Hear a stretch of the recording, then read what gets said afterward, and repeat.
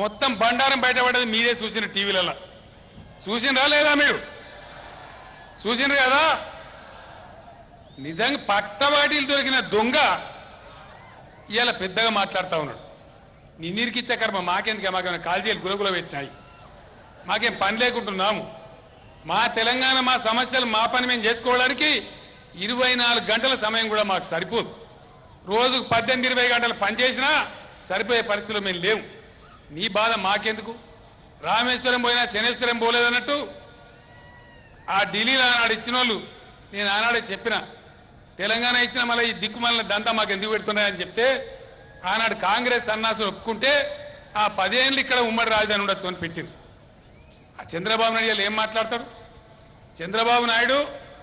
నీకు ఒకటే మాట చెప్తా ఉన్నా ఆయన ఏమంటాడు కేసీఆర్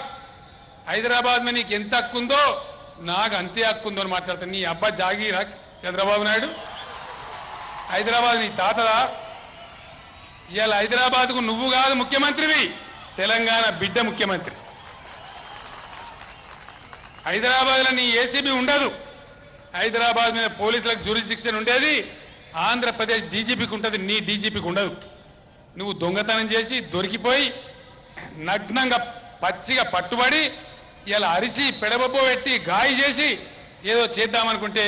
ఇక్కడ భయపడే వాళ్ళు ఎవరు లేరు నీ పెడబొబ్బలు నీ అరుపులు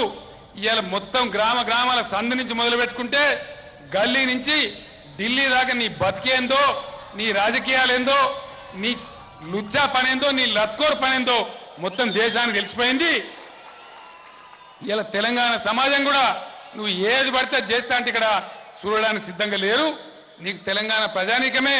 తగిన శాస్తి చేస్తే జాగ్రత్త ఒళ్ళు దగ్గర పెట్టుకొని మాట్లాడని చెప్పి నేను మనవి చేస్తా ఉన్నా నాకు కూడా ఏసీబీ ఉన్నది హైదరాబాద్ నీకు ఏసీబీ ఉన్నది నిజమే మరి కేసీఆర్ నీ లెక్క దొంగ కాడు కదా నీ లెక్క దొంగ రాజకీయాలు రావు కదా నువ్వు నీ లెక్క తప్పుడు పనులు మేము చెయ్యం కదా నేను ఒక్క మాట్లాడుతున్నా చంద్రబాబు నాయుడు గెలిచే మెజార్టీ లేక మొన్న గోదాలోకి దిగిన పార్టీ ఏది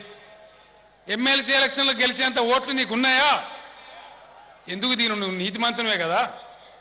సత్యహరిచంద్రుని ఇంటెనకనే నీ ఇల్లు ఉన్నది కదా మరి ఎందుకు పెట్టినావు పోటీ నువ్వు అంటే ఇతర పార్టీలలో గుంజుకొని లఫంగతనం చేసి డబ్బులు ఇచ్చి ఎమ్మెల్యేలను చెడగొట్టి రాజకీయాలు భ్రష్టు పట్టి చెప్పని నువ్వు చేసినావు నువ్వు చేసే దుర్మార్గాన్ని స్టీఫెన్స్ అనే మా తెలంగాణ బిడ్డ ఆంగ్లో ఇండియన్ నువ్వు ఆయనకి పైసలు వేయడానికి పంపిస్తే ఆయన మొత్తం ఏసీబీ కంప్లైంట్ ఇచ్చి పట్టించింది నీ ఎమ్మెల్యేలు ఇలా నీ ఎమ్మెల్యే జైల్లో ఉన్నాడు ఆ సందర్భంలో నీ చరిత్ర బయటకు వస్తా ఉన్నది నువ్వు ఫోన్లలో మాట్లాడింది బయటకు వస్తా ఉన్నది నిన్నేదో అమాయకంగా మేము ఇరికిచ్చినామా కనబడతలేదా ప్రపంచానికి